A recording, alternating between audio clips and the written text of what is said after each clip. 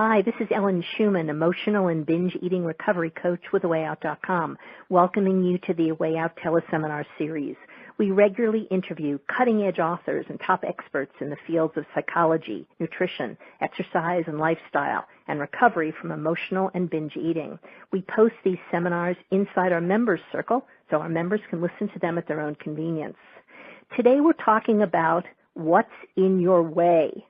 How do we stop seeing life as a series of problems that need to be solved and instead begin to see life as an adventure that gets to be lived? Those are the words of my guest today, Mary O'Malley. She is an international teacher and speaker, a group facilitator and counselor in Kirkland, Washington, and author of the book, The Gift of Our Compulsions, which was the subject of one of our most popular teleseminars last year, and also the book that we're focusing on today. It's called What's in the Way is the Way. Great to have you with us again, Mary. Welcome. Oh, so glad to be here, Ellen. So glad. Same here. So tell me, the book is called What's in the Way is the Way. What does that mean? Well, if you look very carefully, if you had a little door on your forehead and you could open it up and you watch as a ticker tape the 65,000 thoughts a day. That's what they say now. We have 65,000 thoughts a day. And every time I say that, I feel very tired. I bet. Me too. Oh, my goodness.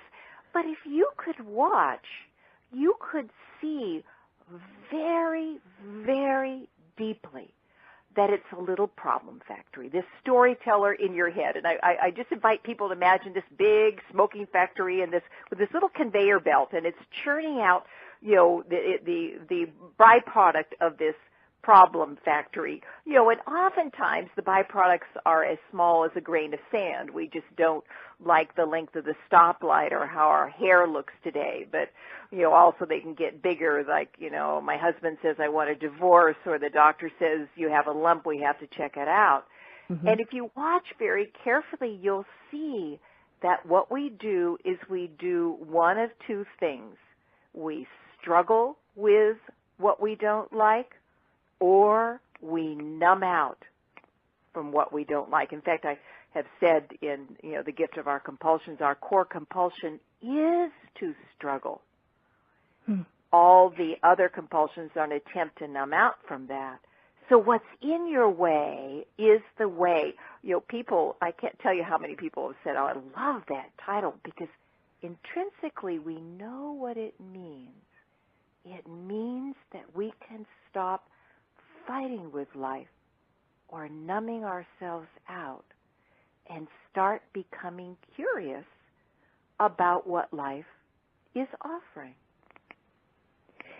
Don't you find, though, or do you find, because this is my experience with the people I coach, the concept of not being stuck in the struggle often is not even on the table when they think about how to get well. The struggle is so much a part of the story, the storytelling you talk about, that so much. They don't even understand when we talk about letting go of that. There's not even a way to get there in their head. And that's why I wrote this book. And to try to let go of the struggle is more struggle. What this book is about being curious about what is going on inside of you. And the more that you can see how much your mind struggles with most everything, without turning it into a problem, and we do need guidance. It's almost like learning a new language. Mm-hmm. The more you unhook from struggle. I call it look to unhook. So it is a new skill set that I'm talking about. It's not about fixing things. It's not about getting rid of things. I mean, it's like we talked on the program about compulsions. Oh, my God, I gained and lost, I think, thousands of pounds. Mm-hmm. And one year I gained 97 pounds in a year.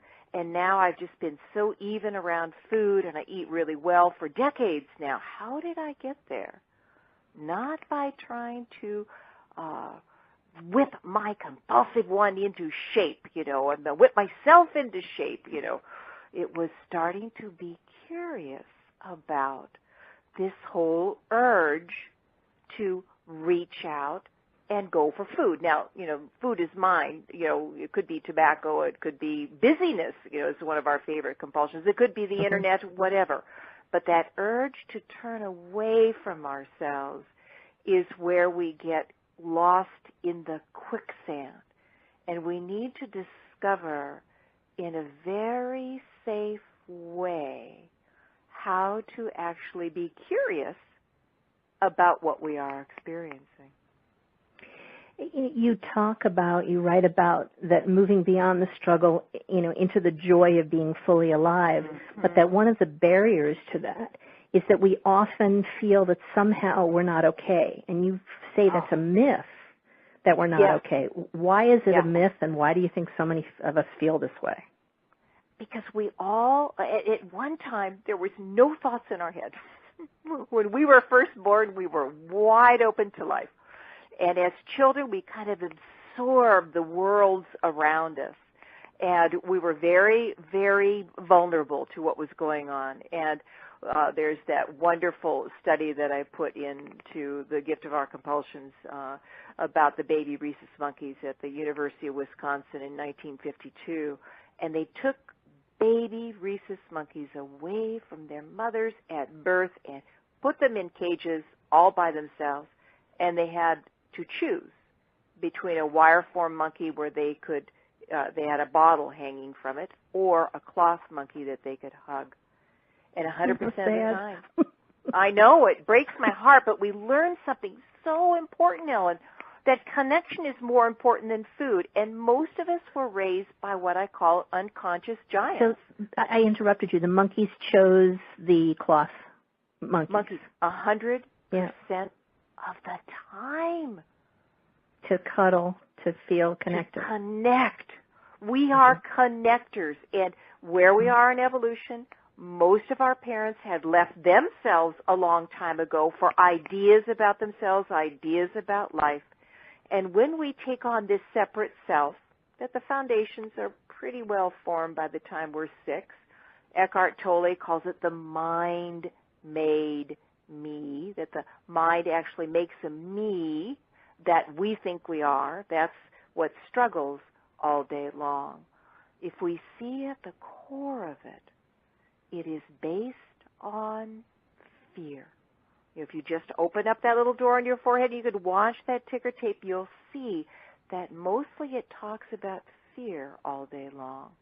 But it's glued together with judgment. And that gets seated inside of us when we're very young, because we're at the center of the universe. And when things are off in our world, we assume it's because there's something wrong with us. And it's so important to know that everybody has that.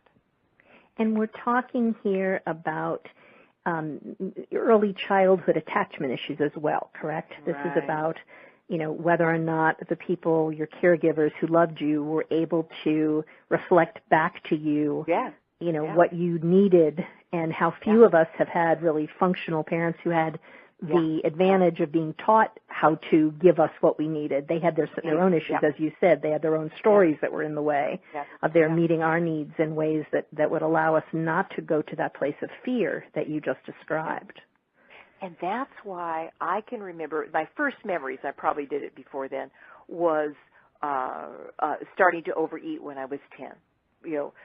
Stealing my father's candy and sitting in my bedroom and just shoveling it into my mouth. And I was trying to numb this pain of being all alone, of living in a disconnected family. It looked great from the outside, but there was no connection. And the strange and wondrous thing is that compulsion to overeat became my guide back into life, because it showed me I tried to get rid of it. I mean, my God, I went a month without food once. I was going to control this. I was going to stop this. I went 2 weeks, 2 other times without food. And I went on every single diet you can possibly imagine. And finally, one day, it began to dawn upon me that maybe, just maybe, I hadn't been able to control this eater inside of me, not because I was a weak-willed ninny, because if you can go a month without food, you have will, up the yang. To put it mildly, yeah. Yes, but that it wasn't will that was going to heal it. And that's when I started to get curious. I made a decision that every time that I turned away from myself into managing myself with food, I would get curious for at least a moment. I would at least acknowledge it. At the beginning, that's all I could do before the tsunami wave of, having to fill and fill and fill, would take over. But slowly and surely that curiosity got stronger, and I came to the place where, I would have one moment of, okay, you're here. Okay, what are you trying to take care of? I say that to my eater. What are you trying to take care of? And then it's 2 hours later. I've just shoveled and shoveled and shoveled. And then what comes is judgment. Oh, my God, I did it again. And despair. Oh, my God, I'll never get through it. And then what began to come is curiosity. Okay, what does it feel like to take care of myself in this way? And I began to break the spell that all compulsions have. If you just eat me, drink me, smoke me, whatever, shop me, buy me, exercise me, then you will feel much better. And the truth of it is, maybe for, 2 minutes, we do. Right. But then we pay a heavy price. And I began to bring curiosity into that process. And now with what's in the way is the way I'm bringing that same curiosity into all of our challenges. So when someone says to you in that moment, because they're listening and what you're saying is sound and makes sense, and they say to you, as they say to me, in that moment in time, I can't stand being in my own skin long enough to change the story or feel the feelings and then get curious about them. Yep. What do you say? That we start it when the wave passes through. We all know that this movement, this urge, this primal urge to numb ourselves out is so unbelievably strong. Why is that? Because the depth of the pain, the agony of not being enough, the fear of being all alone, the terror of being overtaken in our lives, this is our joy that got bound up inside of ourselves. And this is a very strong spell. I call these spells in this new book, and I like the word spells because it's something that's laid over the top of us. It's not true, and they can be lifted. So what we do is we start working with the moment when you can start being curious, and that may be after the wave has passed through, or maybe even the next morning when you wake up and you have a food hangover. But more and more you begin to become curious about when the wave comes, and more you are able to meet yourself. Is this a quick fix? No. But is this the way out? As far as I can see, yes, it is. It is. It's to actually meet ourselves rather than endlessly trying to fix ourselves. And let me share something that I know you believe in as well. It's curiosity without judgment. Exactly. So it's after the fact, the ability to step back and without beating oneself up, because as you and I and everyone listening to this knows, it's the beating ourselves up that leads to not being able to tolerate yet again, that leads to more food thoughts to numb out and leads to more binging. Yeah. And I was working with a woman that was very ill when she was young, and in and out of hospitals, and it was just so traumatizing, and that it even came to a point where they wouldn't let her parents visit her anymore because she would cry so hard when they left. Okay, so this is before she was 2. Okay, so her aliveness, her joy got really frozen inside of her.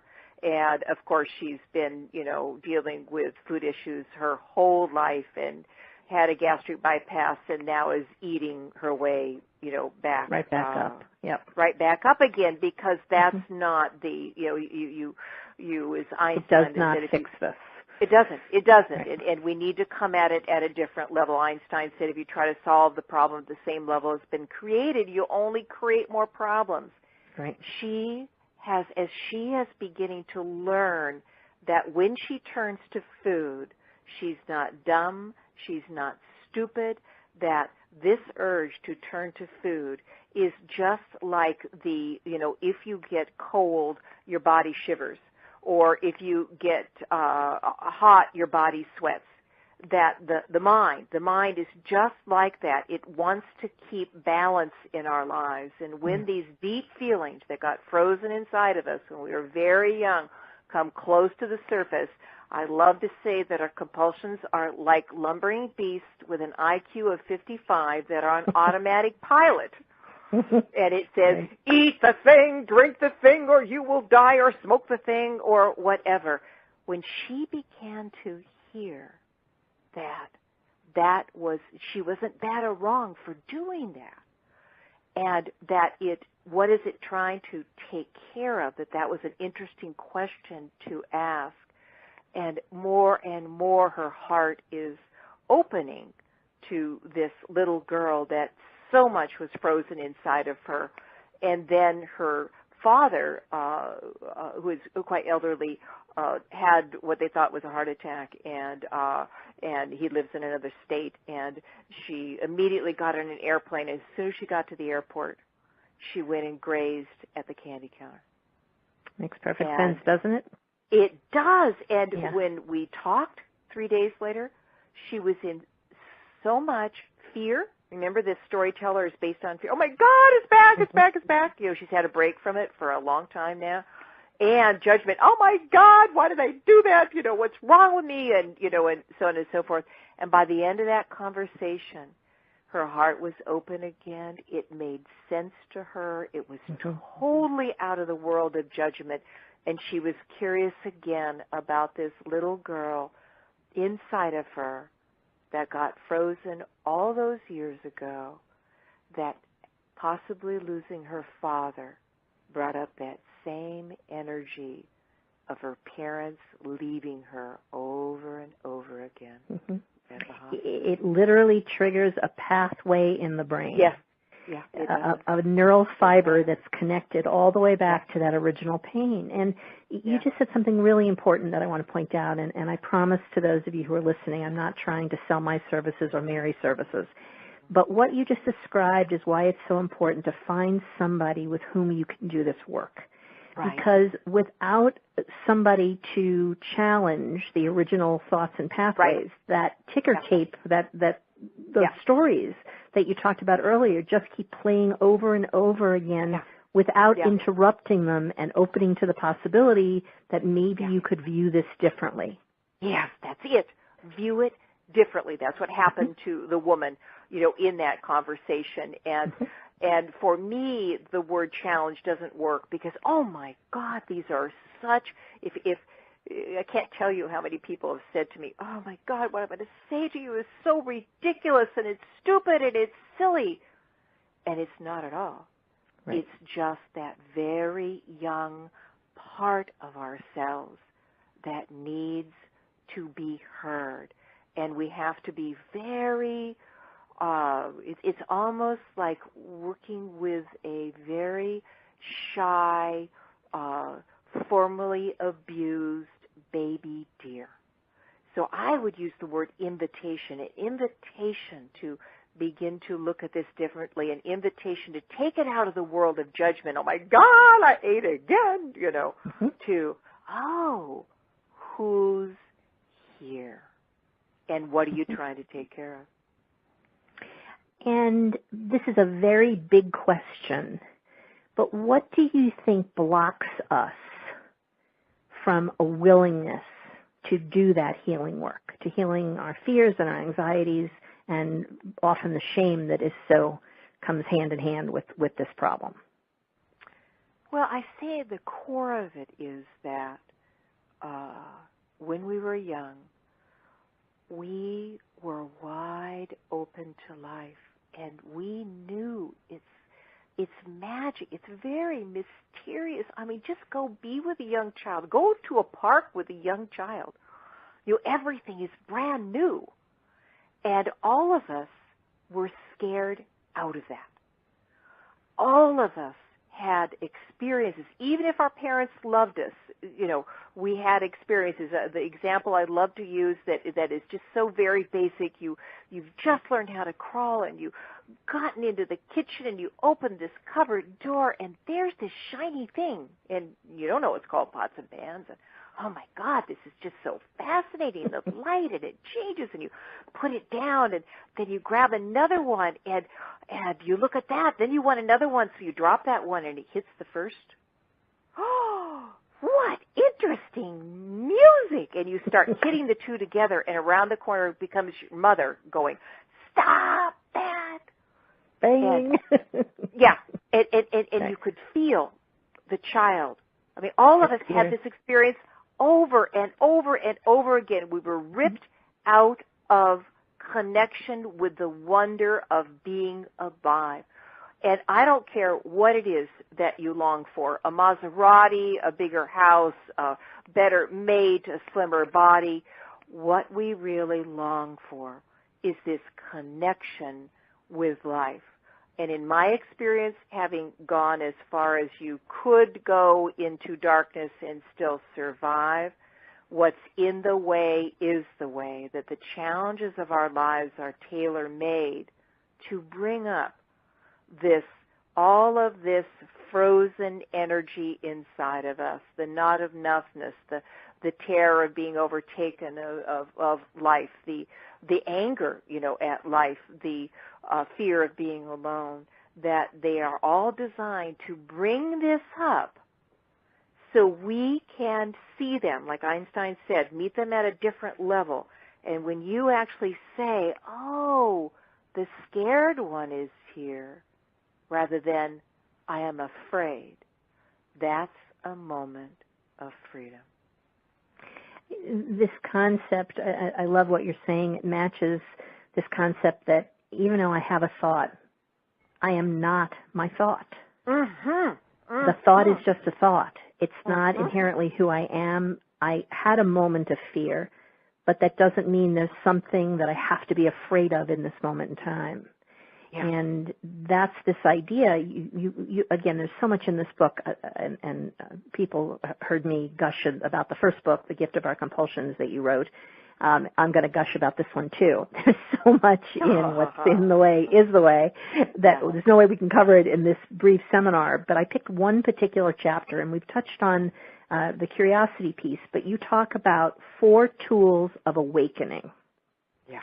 The first one, as you said, is curiosity, and that when you bring curiosity up to the forefront, it brings with it great healing power.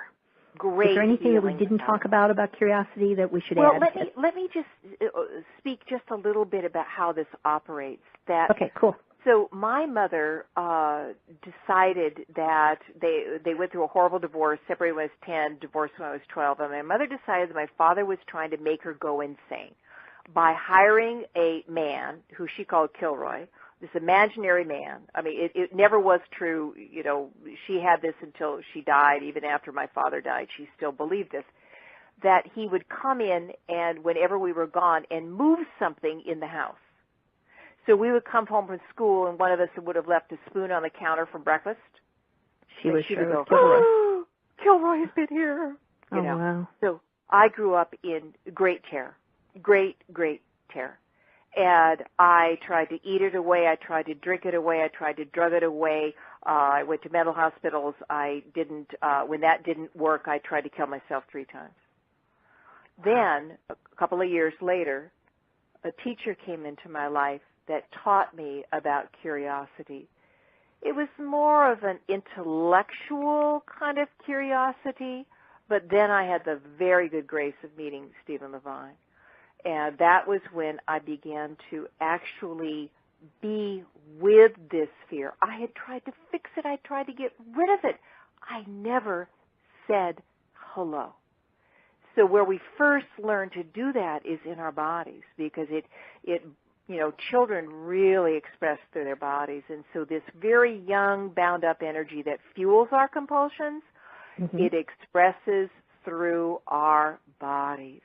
And it was just unbelievably freeing when I learned how, when a wave of fear would come, and I had pretty strong waves of fear, the thing that I could, okay, no wait, that's fear, but it was so seductive that all I would want to do was eat. And slowly and surely, I learned how to go down into my body and find the place where the fear was expressing, and actually be that parent that I needed all those years ago. I needed a parent or a godmother or a next-door neighbor saying, I see you're scared. Tell me about it. And so that's when magic began to happen, that slowly and surely this bound-up energy began to open up inside of me. And that's when I learned to listen to what was fueling my overeating. I mean, all the other drugs and alcohol faded away on their own. Eating stayed as my teacher. And I began to not control it anymore. I began to say, I know you have something to show me every time I go to eating. And slowly and surely, I began to hear how young this part was, that felt like if it didn't fill its tummy to bursting, then I would die. And so that is the heart, and that is a process of learning how to open our hearts again, to actually be with ourselves when we most need ourselves.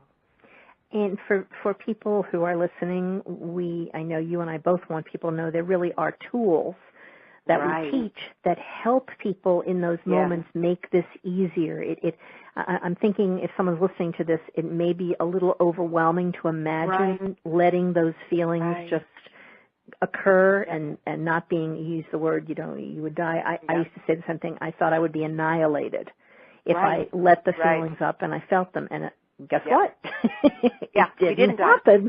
I didn't die. And it got easier and easier and easier. But you can't convince. It happens, as you said, it's not magic. It's not immediate. It's a process of change that one begins to open up to the learning of the skills. That's why I call them emotional handrails. I reach for them to help me feel safe enough to do the work. And that's what you're talking about here. You do it a step at a time. It's a language. It's just like it is a language. You learn Spanish. You need to learn the language, and that's why in this new book I have at the end of each of the 10 chapters is what's called the remembering session. And so you begin to develop, it shows you how to develop curiosity for a number of those sessions. Then it shows you how to develop this heart, this ability to actually come back to our own hearts. And that's what we most deeply long for, to come home to our hearts. So before we go into that, the healing of the heart tool, let's go to number 2 that you wrote about, partnering with your wisdom self.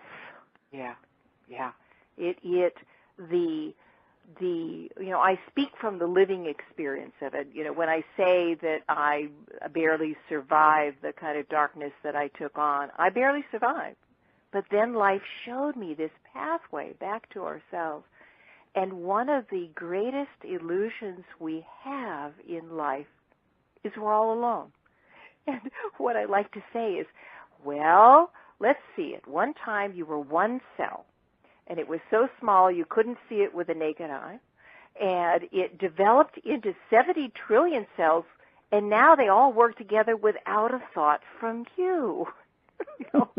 And people go, oh my God, and then we begin to look at, here is this amazing thing that we really trust. We don't think we do.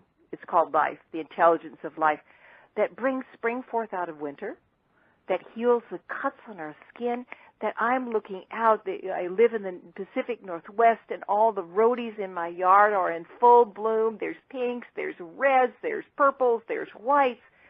What is it that takes nothing more substantial than stardust. And that's what everything on this planet is made out of, is atoms that were once a part of a star, and creates aardvarks and bunny rabbits and rhododendrons and you and I, and beats our heart. So what I learned out of desperation was, and especially I learned this in the middle of the night, I first started doing it out of desperation. I would ask life a question. You know, what is the way through this? Or what are you showing me here? Or what is asking to be seen? There's the curiosity. Yeah, and curiosity again, but it's curiosity without looking for an answer. This is what I talk a lot about, and if your readers are interested, they can email Martha at maryo'malley.com, and she will send them, if they're not interested in the Gift of Our Compulsions, the chapter on questions. Because there's two kind of questions. Check in, what am I experiencing? What's my tummy feeling right now? You know, that kind of thing. But then there's open-ended questions that really, truly know that when you ask a question without looking for an answer, that answer will be lived through you. Can you give us an example of that type of question? Well, what is the way through this? What am I ready to meet here? What is my compulsion taking care of right now? You're signaling life that you're noticing what life is offering us. And it is a radical thing to say, but I am saying that our challenges, including our compulsions, are tailor-made. They are giving us the exact set of experiences we can need in order to see through this prison of this separate, struggling self. I love it. Author Gary Zukav says, he talks about it being creator mode, where whatever happens at any moment in time is exactly what you need to learn whatever lessons you're meant to learn. Including your compulsions. Absolutely. And what we're doing today is taking it out of the realm of judgment and the realm of management. Okay, I've got to go on another diet, and I know how seductive that can be. And we're beginning to add. We're not saying management is bad or wrong. We're not annihilating that. We're just adding engagement. And engagement is, as far as I can see, the way through this addiction to struggle. And that's the partnering with your wisdom self is the trust that if you ask the questions, answers will come. Yeah. And if you watch, the universe hates vacuums. It will always fill up a vacuum. That's a science, truth. Well, when you ask a question without looking for an answer, you create a vacuum. And it will be lived through you. Not in the time you want, usually, but it will be lived through you. Because that intelligence that beats your heart, that heals the cuts on your skin, that brought you forth out of mystery, is with you every step of the way. So if you trust that some answers will come, the struggle goes away. You don't even have to trust. Just do it. The mind will say, oh, this is not working, or, oh, I'm just not getting the right answers, and I've had people that have worked with me for a couple of years, and they're just so much more open, and they say, well, I'm never getting the answers to my questions, and they've been there all the time. Right, but the struggle blocks the answers. Yeah, the addiction to struggle, but that's okay, because we're beginning to be curious about struggle itself. So that brings us to another one of those four, is that to become fascinated by discomfort. And that's your tool number 4. I know people go, huh? No way. Because if you really look at that little door you have open on your forehead, you'll see it's all about trying to get to what you do want and get away from what you don't want. But I ask people, has that ever brought you the peace, the deep peace you long for? And everybody says no. And so we look at the yin and yang symbol. It's such a powerful symbol. here is the dark and the light of life. And they're not on opposite sides of a line. They're actually nestled together. And in the light is a point of dark, and in the dark is a point of light. And so what I am offering is, there's a great quote from Agnes Whistling Elk, a Manitoba Indian medicine woman, that she says, everything begins with a circle of motion. Without the positive and negative poles, there would be no movement. There would be no creation. Without your dark side, your beauty would not exist. Honor all as a part of the Great Spirit. And what I add to that is that it is in the places that are the most uncomfortable, the heartache of our 20-year marriage, our husband coming to us and saying, I don't love you anymore, or the lump in the breast, or the death of a child.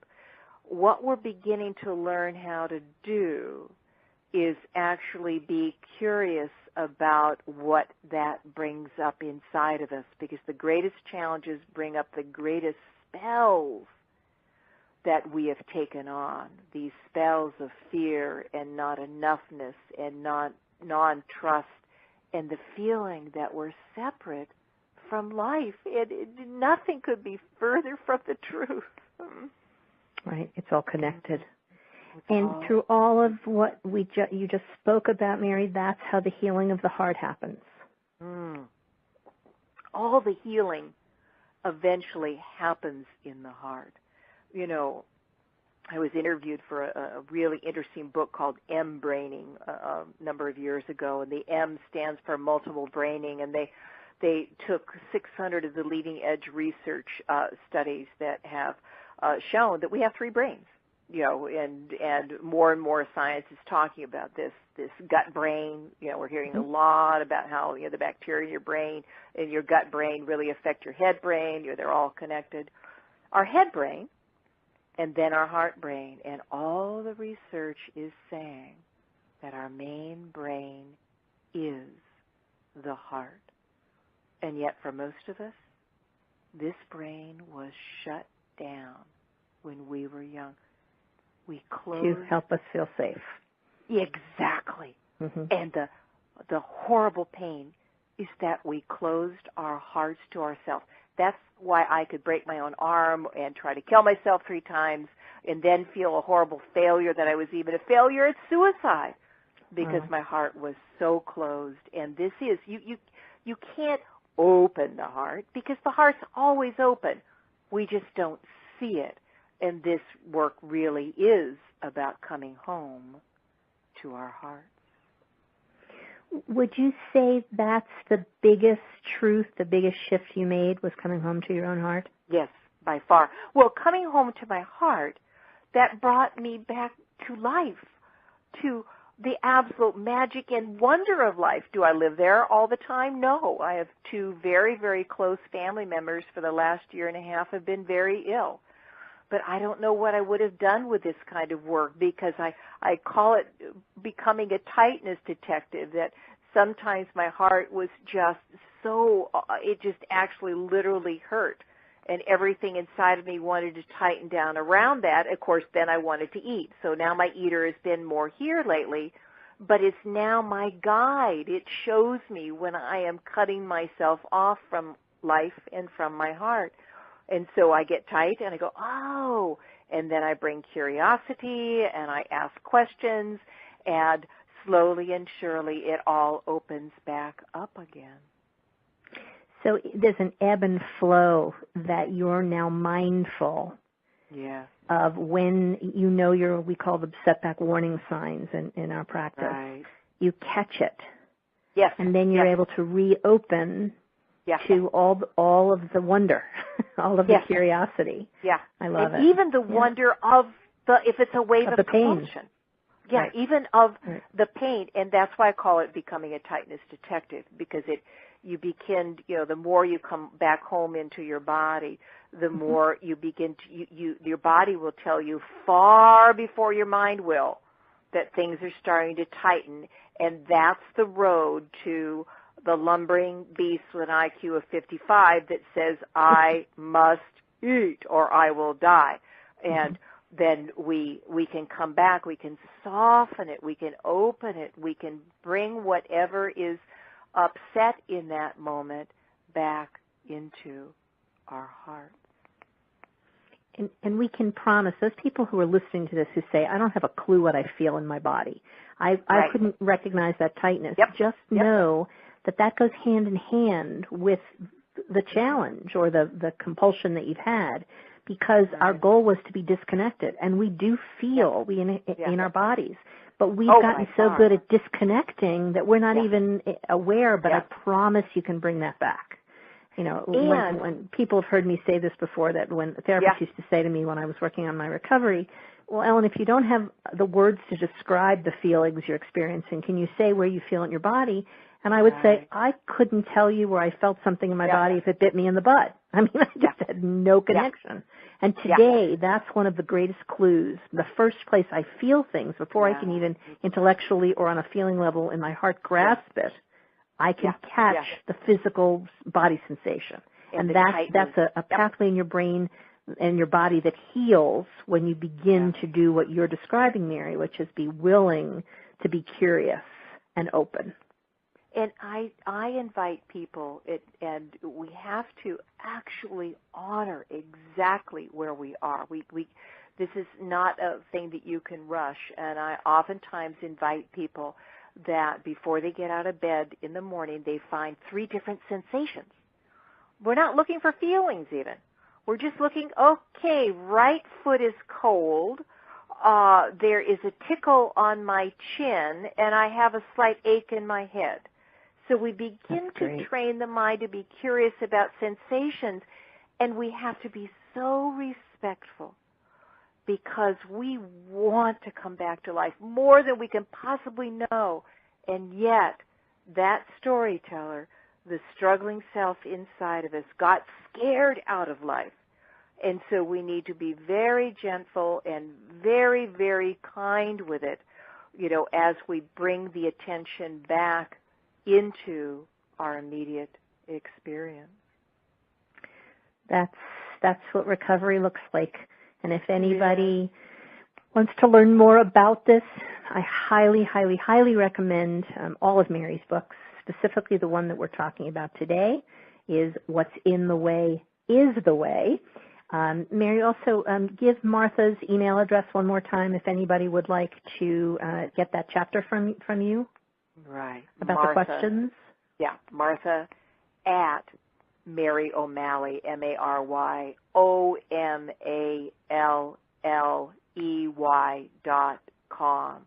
Or they can find her email address on my website at MaryO'Malley.com. And that shows all the things, all the CDs I offer, all the groups I offer. I'm not doing retreats right now because of the family members, but I'll be picking that back up again. And I love to go to beautiful places like Hawaii and Costa Rica and Bali and all that. How nice. It sounds lovely.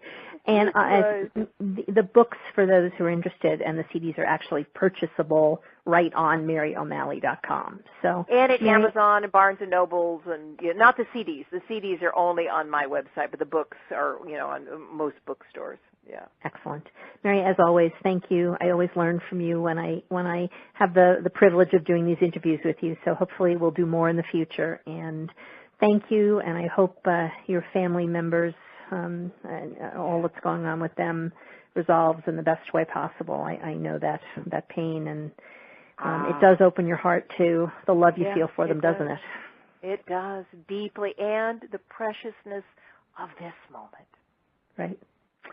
Thank you, Mary. Have a wonderful, wonderful rest of the day, and I also want to thank all of the A Way Out Circle members who are listening, and to thank those of you who are sampling what we have to offer in the A Way Out community. You can learn more about our 52 empowerment tools for overcoming emotional and binge eating and about our private safe members circle, private coaching options, all to be found on my website, awayout.com, and that's spelled AWEIGHOUT.com, awayout.com. It's an end to emotional eating and weight obsession, and we hope to see you all in our circle. Take care, everyone.